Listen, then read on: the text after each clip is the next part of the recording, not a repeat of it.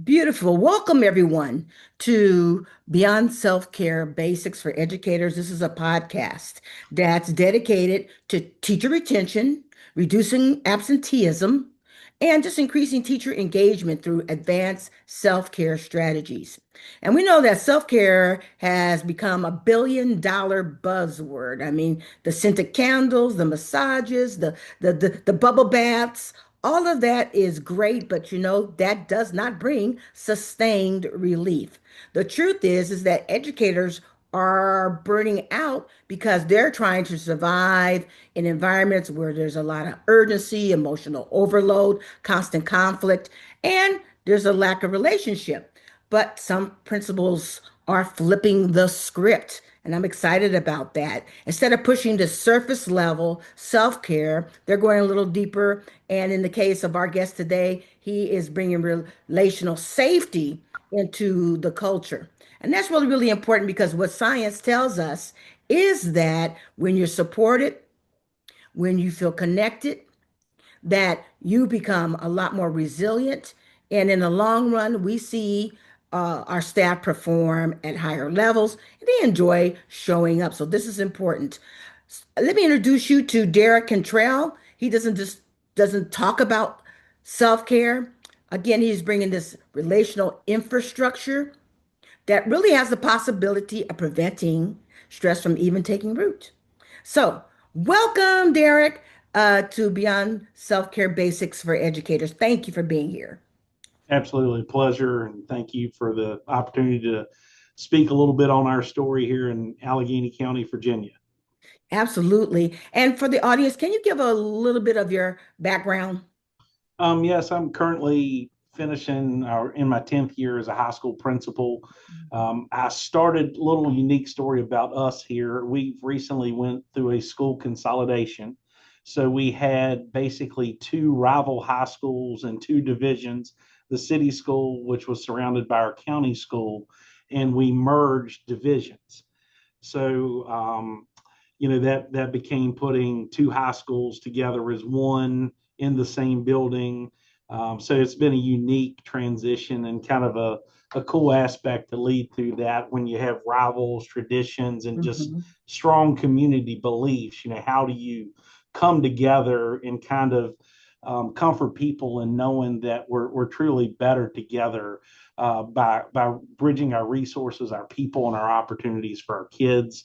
So we did a lot of intentional things to build that um, product before we walked into school, because the Covington students actually are in the building here at Allegheny, at the high school here. And something unique with me, I was a student in Allegheny County Public Schools. I was a came back and taught and coached here before becoming the last principal at Covington High School in the city school for the final 7 years, and then became the principal of the consolidated high school. So a lot of places within our community, and definitely think that helped throughout that process. Let me ask you, Derek. So, this combining schools, when did it commence? All right, so this is our third year as a combined high school. So the 23-24 school year, we came together as the Allegheny Cougars.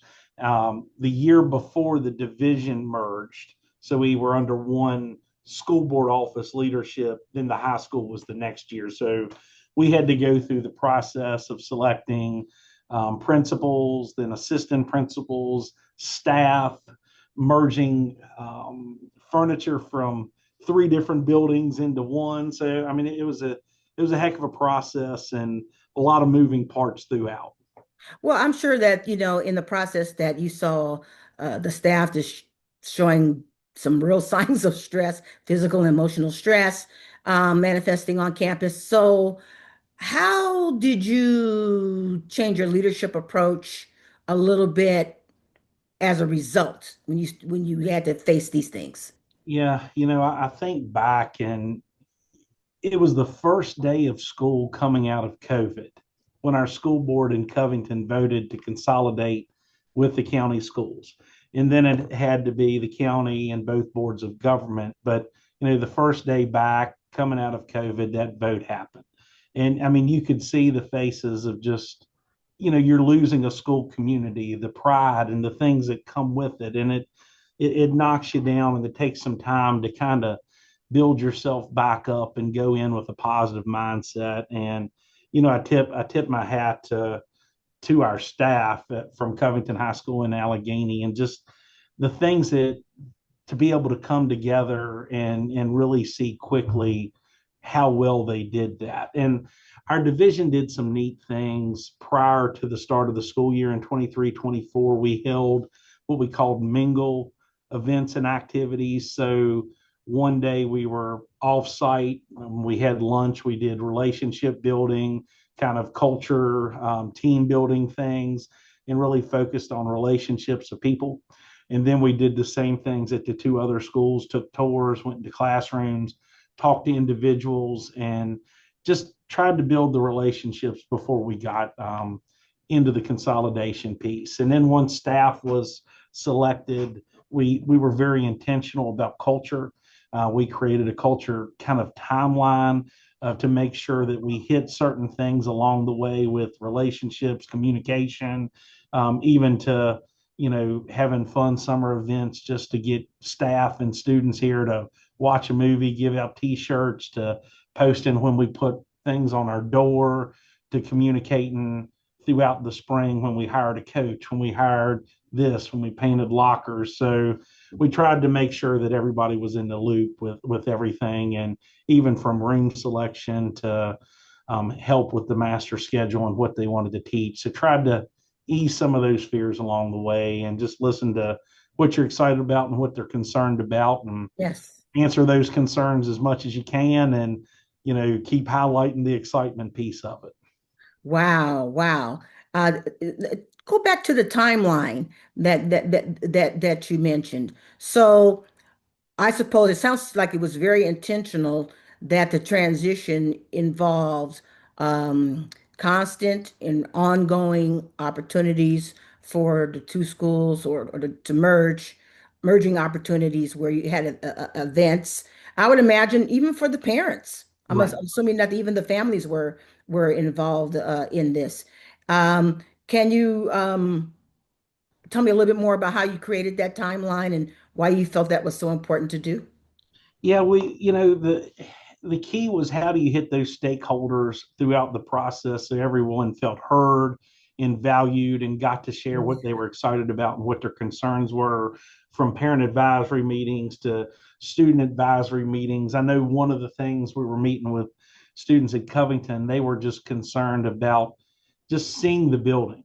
And so we, in April, while we were still in school at the current place, we had an evening that there were no activities, and they came from that group, and the AHS leadership students gave families a tour throughout the building and walked around, and just to be able to get into the building and see it. And hey, it's a high school, it's not a ton different of that. And we probably had, I think, 150 people come through that evening, and we did some shadowing events where kids could come down and go through a half a day of school, come back and report to their grade level and share things there. So it was a lot of things to help the kids. We did meetings, department meetings with staff, so that they could get together and kind of talk about, hey, what do we want a math schedule to look like? Whose strengths in what areas? And we made sure that they could list what courses they wanted to teach. So rank your top several that you have, and then we would try to give them their top couple options throughout that process. What I love about what I'm hearing is that there wasn't really a top-down approach, but more of a democratic approach to making this transition, and just it seems like the staff was heard, that you were really looking for buy-in, that you were really trying to understand where the strengths were and how you can incorporate the strengths into the academic program, which is I love that. It's so respectful Mm-hmm. of the profession of teachers, and the staff, in terms of how can they best support students in the community. So you mentioned this, and I know that you have like designed, or maybe it just formed on its own, this kind of daily or weekly routines that you have in place to build connection. You mentioned, if I'm not mistaken, that the staff, the teachers, all eat together at the same time. And I'm going, how did you pull that off? Well, it's not all. It's kind of a whole entire hallway. So we have three different lunches in our building. We have one that's our kind of our CT center and some of our PE classes. Then it's our English and foreign language, some different history, and then math and science. But one of the key things that I thought, like, man, something's going right is a few weeks into school, I was walking down our second floor hallway and, just going around through lunches, checking to see if everybody's where they're supposed to be and look over and our entire floor is eating lunch in the same classroom. I mean, science teachers, math teachers, special ed teachers, and, they do that to this day.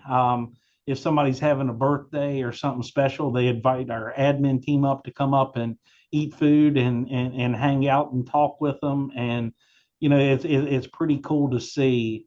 I always think high schools are, sometimes you're your department or you're on your own, and sometimes that people are a little more to themselves in a high school setting. But it was really cool to see that and know that maybe some of that culture piece and some of the things that we did on the forefront help build some of those relationships and make that a cool aspect going forward. Wow. I would like to know, you've been since this merger in particular, it even sounds like the school it has arisen to a certain level, even, a real positive level. What are some of the other positive effects do you see of this connectedness that you continue to foster?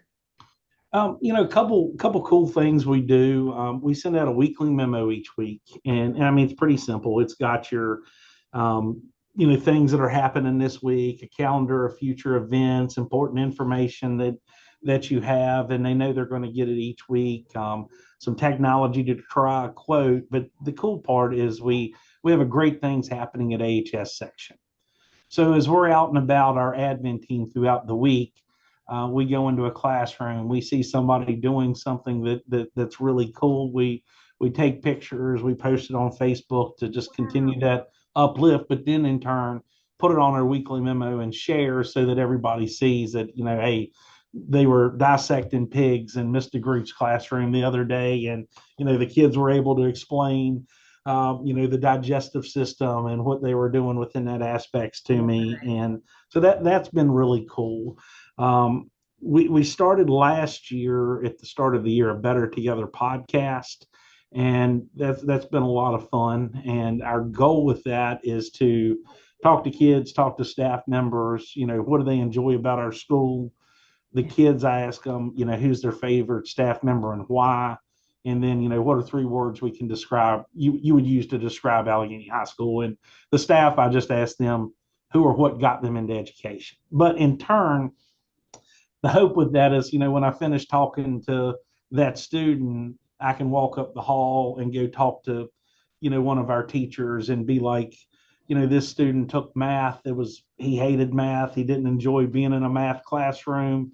But by the time he finished the year, he ended up getting an A, and you're his favorite teacher, and now math's his favorite subject. And Wow. that smile and light that comes on from that staff member by just recognizing and acknowledging and extending the good things, and pick up the phone, talk to a parent about their kid's going to be on the podcast. And so that's been a lot of fun. That it's sometimes a struggle for me to make it happen and get through. I'm trying to get November's wrapped up and posted here in the next couple days. But talking to kids and talking to staff about why they enjoy being here, and hearing those things, and then how can you recreate and continue to do that. Wow. A lot of things that you're bringing up are just intentional and they're simple. It's just thoughtful. Sure. Because as a teacher, I was a teacher for 30 years. Oftentimes, there's that lag between hearing how effective you have been in a student's life. There's this big lag, but here you're getting this almost immediate feedback, which I think is so positive, for the staff. Have you noticed with the staff that there is, and I'm just asking, with this kind of positive approach to relationship, reduced absenteeism with your staff? Or are you finding them more productive, uh, working better as a team as a result of what you've been installing, this relational piece? I think our people do a great job of just stepping up and supporting each other. We've had some difficult situations over the last 2 years. We had our one of our assistant principals pass away in February last year. Oh, Kind of had a difficult situation, and then all of a sudden, he tragically then passed away in the hospital. And just being able to lean on our people and the support and just, the uplifting that they do. And it's a great team. You come to work and everybody's in it for the right reasons and want to be supportive and want to help. I mean, we have teachers that cover classrooms if people are out and we can't get a sub. They do a great job of stepping up and helping us there. They do some leadership things with looking at data and definitely helping and being supportive of our admin team and helping, like I said, with the scheduling piece, with sequencing of classes that they would like to do that can better set us up for success.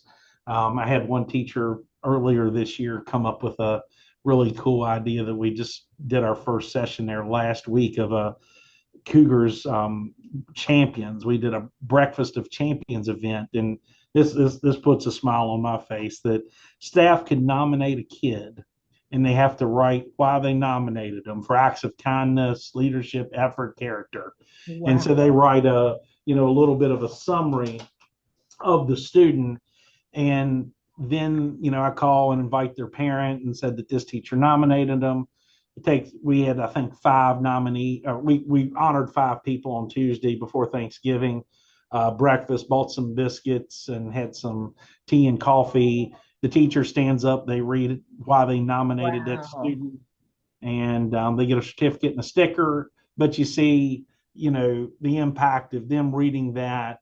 And then, we had a story. Then the parent talked about how much they loved that teacher and why, and just the smiles on people's faces go a long way. And it was a great idea from a staff member and something that I think we're going to continue to do each month. And since the last one, we've already had 15 nominations for next month. So our hopes to pick Oh my four or goodness. five kids each month and honor the kids doing the things the right way. But it also plays into those teachers because they're getting to show up, they're getting to read that nomination, have that connection with that parent and that student that's there. And they definitely leave with a smile on their face from that. And I love to tell our folks, our goal is, I want our staff to recruit our people, Yes, yes. because if they're recruiting our people, we know what kind of people that we're bringing in, that they value, that they're going to make those relationships and fit in well. And I think that goes a long ways if you can create that environment and bring those people into your building. Wow. Phenomenal, phenomenal. Now, for the most part, do you see that staff have gotten on board with having this kind of relation-based practice at your school? And if there's anyone who thinks it's extra or they're resisting, how are you kind of bringing them along? I always like to use you got to paint the fence theory. How do you make it fun to paint the fence, to care and be a part of something? And the more they see you out there smiling Mhm. and being positive, I think that uplifts. We always talk as our admin team. We're going to be positive. We're going to go out. We're going to put a smile on our face, no matter the day or the situation that you have. When we walk you out, you really shouldn't be able to tell what's going on or what we've been going through, because that those little things take people down at times if you do that. So that's hard, but I think it definitely has an impact. I think going around talking, checking on people is important. Mm. How are you doing? Thumbs up. Hey, that was a great activity. The good old management by walking around is not a bad practice, because you get to talk to people, you get to see kids and teachers, and I think it really helps uplift people when you're visible, you're available, and you have those conversations with them, and encourage and give them the opportunity to be innovative and try things. And it's always great when somebody comes in and like the Breakfast of Champions. Hey, I got this idea. We did it in my high school. We're doing something kind of, but this can take it to the next level. Hey, let's go. We'll figure out a way to pay for it and make it happen. Yeah, yeah. It gets contagious, I think. Right. Yes, yes. Okay, well, I have one last question for you. Okay. Let's say that every principal in America says, you know what, I want to adopt one of these relationship-based stress-reducing practices tomorrow. Which is your favorite practice that you would suggest for a principal?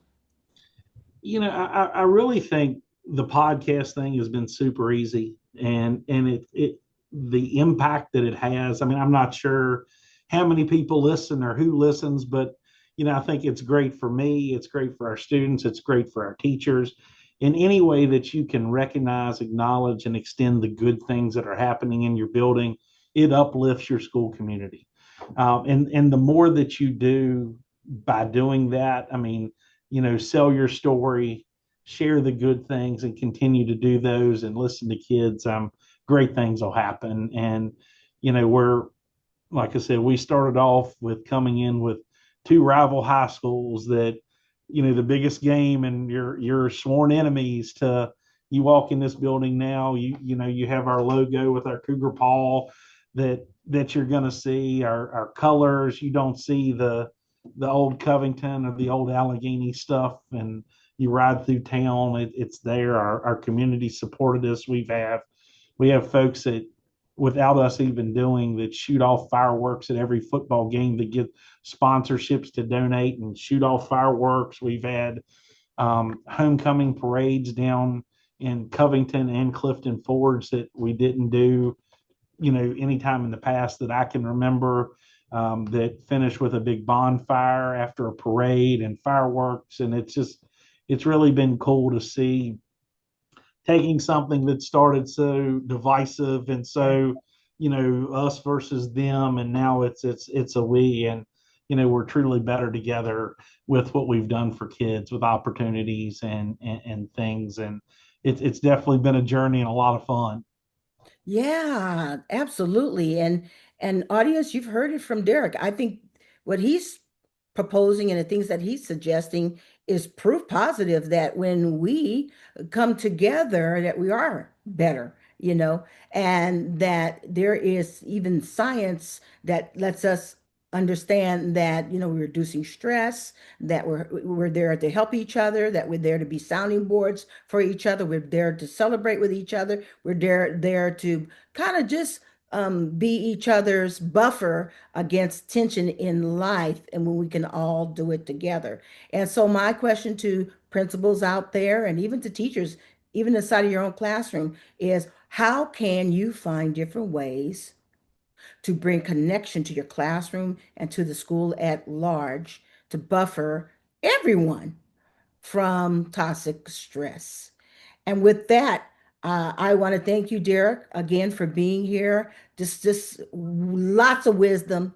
And I know that people are going to have their pen and pads as they're listening to this podcast, taking notes off of your suggestions.